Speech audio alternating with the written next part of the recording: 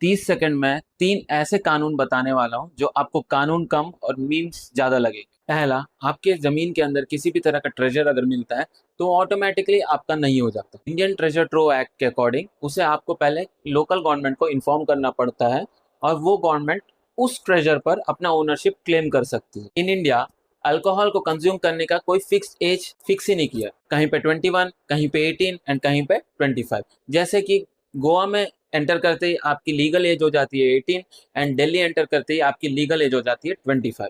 क्योंकि alcohol loss state government regulate करता है, ना कि central government. You have rights on your body but you don't on your body. आपके शरीर के ऊपर आपका अधिकार है लेकिन आप अपने शरीर के मालिक नहीं। ये मैं क्यों कह रहा हूँ, ये आपके तीसरा लॉ में क्लियर हो जाए। तीसरा लॉ ये है कि you can't sell your organs legally in India. Yes, you can definitely donate your organs but you can not sell your organs in India. आप अपनी किडनी को डोनेट कर सकते हैं लेकिन आप पैसों के लिए अपनी किडनी को नहीं बेच सकते। इसका मतलब यह है कि आप आईफोन इस साल भी नहीं ले पाएंगे। Comment down below for next part.